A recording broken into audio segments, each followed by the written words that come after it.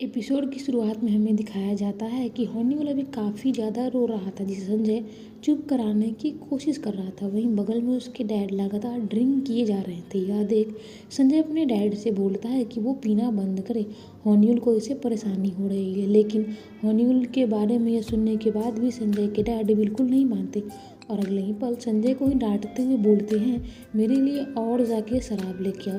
अपने पापा की बात मान के संजय वहाँ से चला गया था। वहीं संजय के डैड लगातार ड्रिंक करने के साथ साथ सिगरेट भी पिए जा रहे थे। इसी वजह से वहाँ पे ढेर सारा सिगरेट का टुकड़ा इकट्ठा हो गया था, जो अचानक से गिर जाता है और अगले ही पल उस घर में आग लग जाती है। थोड़ी देर बाद जब संजय आता है तो अगले ही पल घर में लगी आग को देख के वो घर के अंदर भाग हॉर्न्यूल को बचाने के लिए आगे बढ़ता है। तो अगले ही पल हॉर्न्यूल के ऊपर गिरने वाला वो बड़ा सा लकड़ी का टुकड़ा संजय के ऊपर गिर जाता है, जिससे संजय को अच्छी खासी चोट भी लगती है। वहीं जब हॉर्न्यूल को लेकर संजय उस घर से बाहर निकलने वाला होता है तो उसकी नज़र अपने डैड के ऊपर जाती है, जो अभी संजय से खुद को बचाने के लिए बोल रहे थे। लेकिन इस वक्त संजय अपने डैड को ना बचाते हुए उनके किए गए गलतियों को याद कर रहा था, जहाँ पे उसके डैड उसकी और उसकी बहन की अच्छी खासी पिटाई कर रहे थे। उन बारे में सोचते हुए संजय का मन बिल्कुल भी नहीं करता अपने डैड को बचाने का और वो वहाँ से चुपचाप से निकल जाता है। अगला सीन हमें यून और संजय का दिखाया जाता है, जहाँ पे संजय यह सारी बात यून को बताते हुए बोलता है कि मैं जानता हूँ मुझसे वो गलती हुई थी, मुझे उस दिन डैड को बचा लेनी चाहिए थी, मुझे नहीं पता था मेरी गलती की सज़ा इस तरीके से मिलेगा और मैं तुम्हें खोने लगूंगा। यह बोलते हुए संजय अपने हाथ में लगे उस निशान को देख रहा था जो उस दिन जलने की वजह से उसे हुआ था। संजय की यह बात सुन यून उसे समझाते हुए बोलती है, यह जो कुछ भी हुआ उसमें तुम्हारी कोई गलती नहीं, तुम खुद को कोसना बंद करो। लेकिन संजय अपने सवालों में खुद ही उलझे हुए यून से बोलता है, नहीं, मुझे इस बात का पहले ही रियलाइजेशन था कि यह दिन कभी न कभी आएगा, लेकिन यह दिन ऐसे आएगा मुझे इस बारे में कोई अंदाजा नहीं था।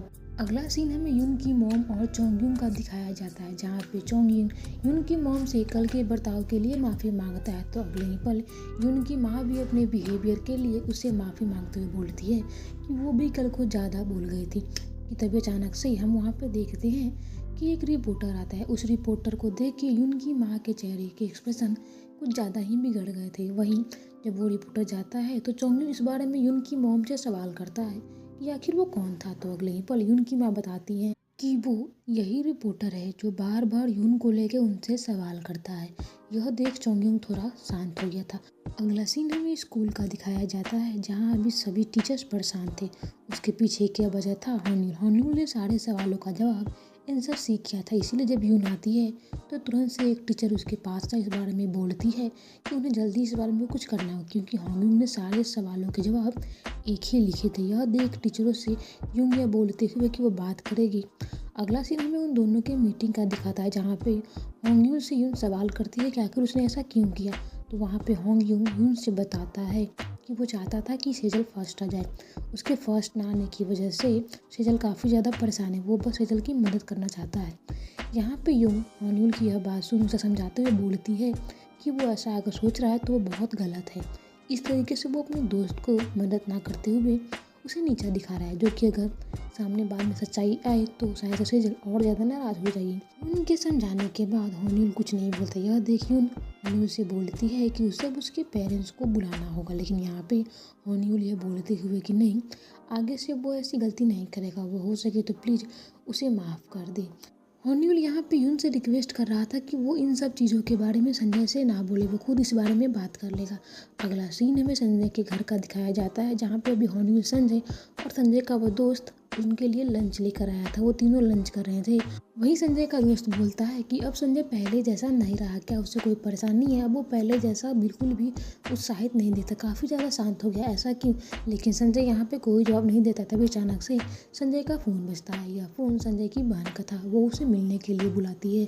थोड़ी देर बाद हम देखते हैं कि संजय अपनी बहन के बताए लोकेशन पे पहुंचता है, तो उसे यह बोलते हुए कि उन्हें नहीं मिलना चाहिए था, क्या उन्होंने यह सब कुछ तय नहीं किया था, उसे डांटता है। लेकिन यहाँ पे संजय की बहन तुरंत से यह बोलती है कि यूँ उससे मिलने आई थी और हमें तब वहाँ पे पास्ट का सीन दिखाया जाता है, जहाँ पे संजय की बहन और यून के बीच में एक मीटिंग हुआ था, जहाँ पे यून संजय की बहन से यह बोलते हुए कि वो संजय को उसके गिल्ट से आज़ाद कर दे। वो अभी भी अपने डैड की मौत का जिम्मेदार खुद को मानता है, जो कि सही नहीं है।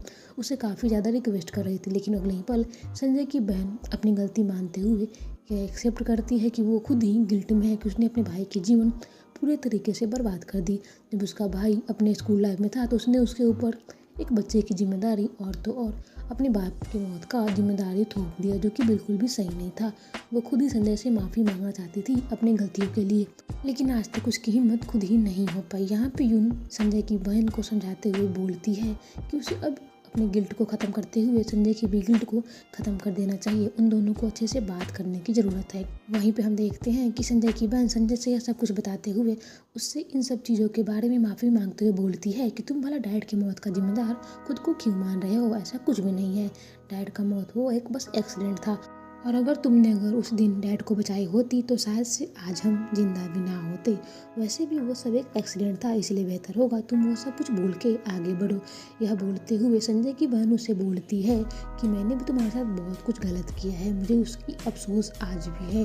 मुझे तुम्हें हॉन्यूल को उस समय नहीं देना चाहिए था, लेकिन मैं थोड़ी सेल्फिश हो गई थी। मैं अपने बारे में सोचते हुए तुम्हारे स्कूल के समय पर तुम्हें उस बच्चे का जिम्मेदारी देकर खुद अपने लाइफ को बेहतर करने चली गई थी, जो कि बहुत ज़्यादा गलत है। यह बोलते हुए संजय की बहन उसके गले लग जाती है। उसकी आंखों में आंसू देखा जा सकता था, शायद से उसे अपनी गलती का पछतावा था। यहाँ पे उन दोनों के बीच में एक इमोशनल सा सीन दिखाता है।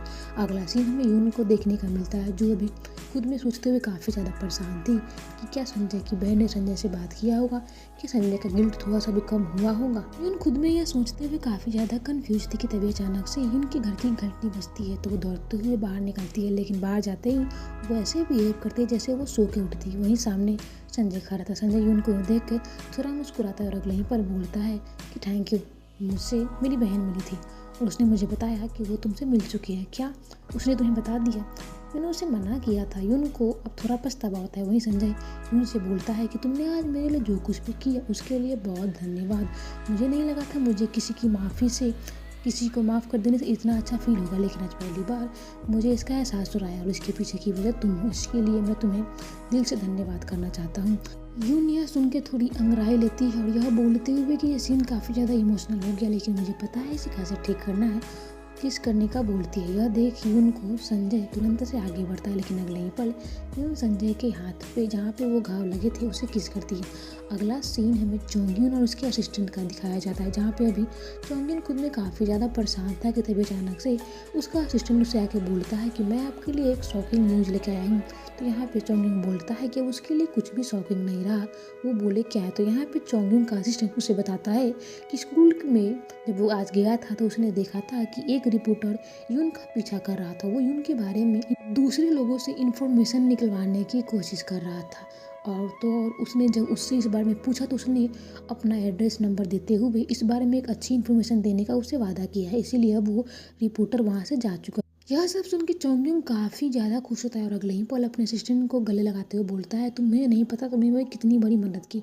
असिस्टेंट से बोलने के बाद बिना कोई देरी किए चोंगयून यून के मॉम के नंबर पे फ़ोन डायल करके उन्हें सारी सच्चाई बता देता है, जिसके बाद उन्हें काफ़ी बड़ा सदमा लगता है। अगला सीन हमें स्कूल का दिखाया जाता है, जहाँ पे अभी रिजल्ट अनाउंसमेंट हो रहा था।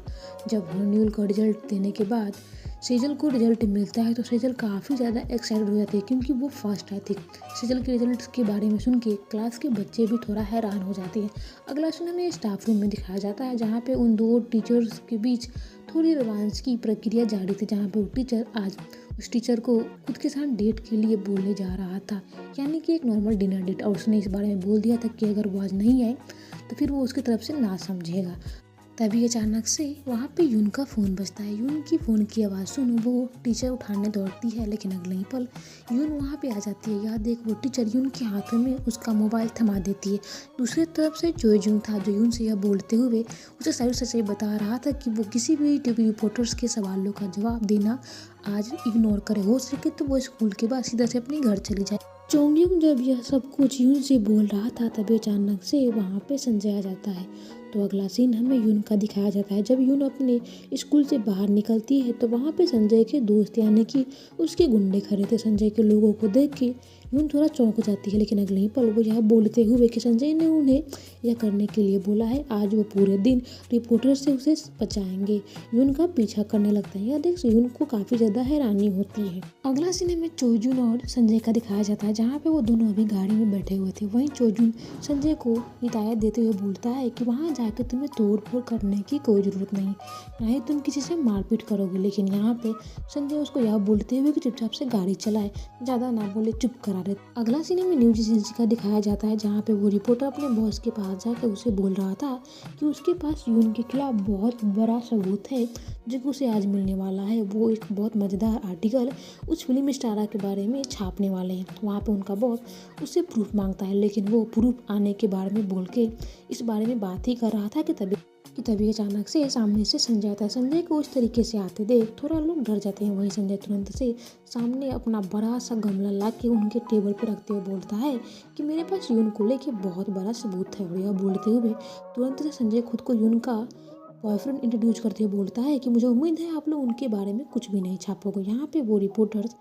तुरंत से ही संजय को यहाँ से निकलवाने की कोशिश करता है, लेकिन उसकी लाख मेहनत करने के बाद भी वो संजय को हिला नहीं पा रहा था। यह देख वो काफ़ी ज़्यादा डर की। तभी अचानक से उसकी नज़र संजय के हाथ में लगी उस फ़ोन के ऊपर रिकॉर्डिंग पे आती है। यह देख बिना को देरी किए उसका बॉस तुरंत से वो फ़ोन छीन लेता है और बिना को देरी किए उस रिकॉर्डिंग को डिलीट भी कर देता है। और अगले ही पल अपनी सारी मिस्ट्री, अपनी सारी न्यूज़ के बारे में एक्सेप्ट करते हुए बोलने लगता है कि उसका काम ही है बातों को बढ़ा चढ़ा के दिखाने का। वो अब यून के बारे में एक अच्छी खासी आर्टिकल लिखेगा जिसमें वो उसको पूरी तरीके से बदनाम कर देगा। यह सब उसे नहीं पता था, लेकिन अगले ही पल संजय ने यह सारा सीन रिकॉर्ड कर लिया था। वो गमले में से अपना फ़ोन निकाल तुरंत से एक नंबर पे कॉल लगाते हुए बोलता है कि मैंने जो रिकॉर्डिंग भेजी है उसे संभाल के रखना। और बिना कोई देरी के हम वहाँ पे देखते हैं कि चोजुन भी आ जाता है और वो यह बोलते हुए कि वो यून का वकील है और वो उन लोगों के खिलाफ बहुत बड़ा केस ठोकने जा रहा है, इसलिए बेहतर होगा कि वो यून को परेशान करना बंद करके इस न्यूज़ को दबा दे, नहीं तो उनके लिए यह बुरा बात होगा। यह बोलते हुए संजय और चोजुन वहाँ से चले गए थे। वहीं उनके जाने के बाद वो रिपोर्टर अपने बॉस से सवाल करता है कि आखिर वो क्या करे। तो यहाँ पे उसका बॉस बोलता है कि हमारे पास बस दो ही रास्ता है, हमें एक ना एक रास्ता अब लेना ही होगा। अगला सीन हम संजय और चोजुन का देखते हैं, जहाँ पे संजय चोजुन से बोल रहा था कि क्या वो रिपोर्टर अब कुछ भी यून के बारे में नहीं लिखेगा। तो यहाँ पे चोजुन यह बोलते हुए कि उसके पास दो रास्ते हैं, अब देखना होगा कि वो कौन सा अपनाता है।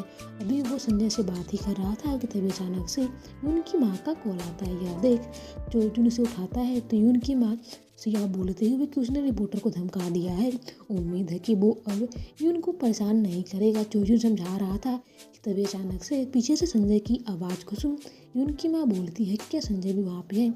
यह सुन चोजुन उन्हें बताता है कि यार संजय ने उनकी काफ़ी ज़्यादा मदद की, संजय ने सबूत इकट्ठा करने में उनका बहुत साथ दिया है। अगला सीन हमें चोजुन के पेरेंट्स का दिखाता है, जहाँ पे आज वो अपनी बेटी का रिपोर्ट देख के काफ़ी ज़्यादा खुश थे, क्योंकि सेजल आज स्कूल में फर्स्ट आई थी, इसीलिए उसके पेरेंट्स काफ़ी ज़्यादा उस पर प्राउड महसूस करते हुए उसे इस बारे में शाबाशी दे के जो बच्चा हमेशा से फर्स्ट आता था उसकी शिकायत करने में लगे हुए थे। अगला सीन हमें सेजल और हॉन्यूल का दिखाया जाता है, जहाँ पे वो दोनों अभी एक रेस्टोरेंट में खाने आए थे। वहीं पे सेजल अपने पेरेंट्स के बारे में बताते हुए हॉन्यूल से बोलती है कि वो आज बहुत ज़्यादा खुश है क्योंकि उसके पेरेंट्स ने उससे बहुत अच्छे से बिहेव किया। यहाँ पे हॉन्यूल सेजल को सच्चाई बताने की कोशिश करता है, लेकिन यह सोचते हुए कि आज उसका दिन खराब ना करे वो इस बात को टाल देता है। लेकिन हम देखते हैं कि पीछे वो दो शैतान बच्चे को वो टीचर डांटते हुए बोल रहा था कि वो इतनी बड़े बेवकूफ़ कैसे हो सकते हैं। हॉन्यूल ने सारे सवालों का जवाब सी मारा था, तभी भी उसका नंबर उन दोनों से बेहतर है, भला इतना कैसे वो निकम्मे हो सकते हैं। और यहीं पे सेजल यह सब कुछ सुन लेती है। यह सब सुनने के बाद सेजल को अब पूरी सच्चाई पता चल गई थी, इसीलिए अगले ही पल वो हॉन्यूल से सवाल करती है कि क्या यह सब कुछ तुमने मेरे लिए किया। लेकिन यहाँ पे हॉन्यूल सेजल का कोई जवाब नहीं देता।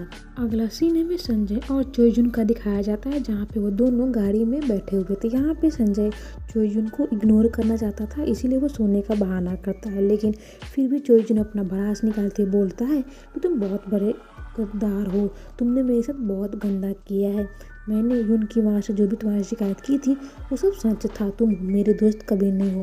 हालांकि मैंने तुम्हें अपना एक इकलौता दोस्त माना था, लेकिन तुम दोस्ती के लायक नहीं हो।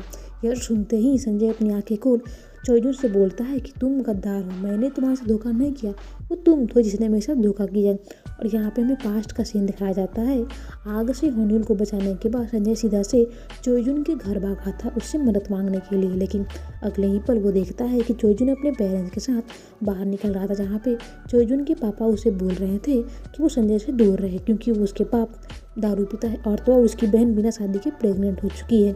यह सुन चोजुन अपने पेरेंट्स से बोलता है कि वो जैसे लड़के से बिल्कुल भी दोस्ती नहीं रख सकता। यहाँ पे यह सब कुछ सुन के चोजुन खुद में एक बहुत लंबी सांस लेते हुए बोलता है, मतलब तुमने हमेशा से मुझे अपना दोस्त माना था और यह सब कुछ एक गलत फहमी थी। मुझे नहीं पता तुमने उन पैसों का क्या किया और अब मुझे इस बारे में जानना भी नहीं था।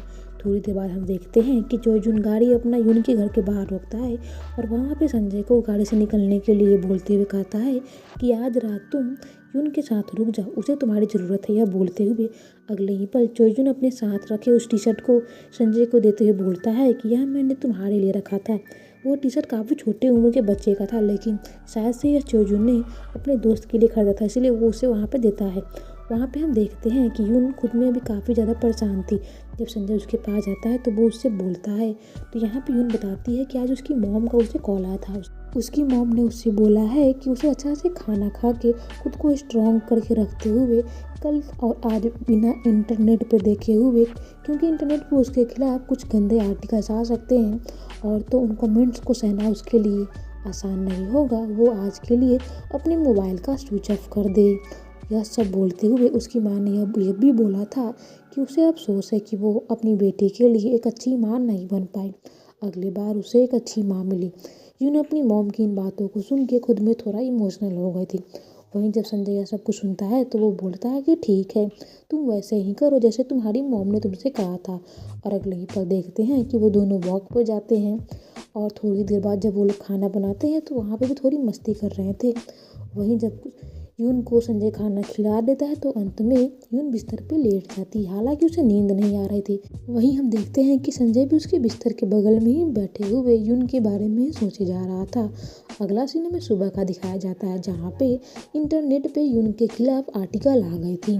यह सुनते हुए कि यून का पहले स्कूल में उसके ही क्लास के बच्चे के पेरेंट्स के साथ अफेयर था। स्कूल में सभी टीचर्स बच्चे इस बारे में बात करने में लगे हुए थे। यून के बारे में शहर में एक लंबी चौड़ी तगड़ी आर्टिकल छपने के बाद लोगों के बीच टिप्पणियां आनी शुरू हो गई थी। वहीं यून के घर का सीन दिखाया जाता है, तो संजय जब आंखें खोलता है तो उसे यून कहीं भी दिखाई नहीं देती।